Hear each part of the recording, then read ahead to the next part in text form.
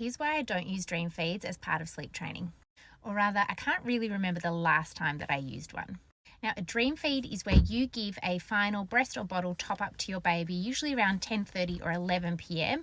whilst they're asleep.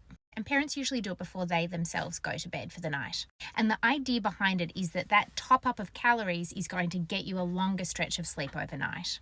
And for some babies, particularly young babies under the age of 4 months, it can be really useful. And for a lot of babies, it just doesn't work. And here are a couple of reasons why. One, some babies, and these are the babies that I end up working with, they like to outsmart the dream feed, meaning that you might be feeding them at 11 p.m. and they hadn't been waking for that feed, but now they start waking at 10:45, and then 10:45 becomes 10:30 and 10:30 becomes 10 p.m. They start to preempt the dream feed and actively wake for a feed when they weren't doing that previously. Some babies also just won't take enough, which means you probably stayed up later than you might have wanted to or had to wake up for it, and it's not really doing what it's meant to do.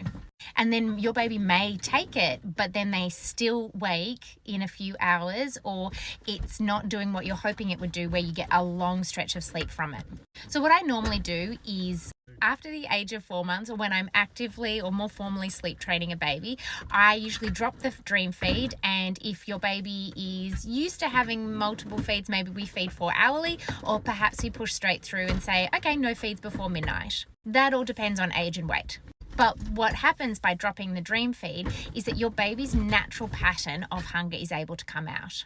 So rather than having a dream feed at 11 and then waking at 5 and having this awkward feed that you don't want it to rob calories or hunger from 7 a.m., your baby may wake for the first time at 2 or 3 a.m, able to take a nice big full feed and sleep through until 7. And like all things, if the dream feed is working for you, absolutely you can continue on with it.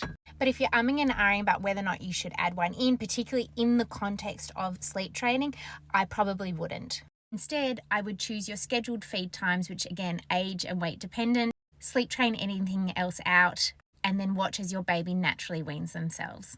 And there's a section in my 5 to 12 month sleep guide that will teach you how to drop your overnight feeds with structured feeds and with the sleep training technique. It also includes how to use a dream feed if you are already using one.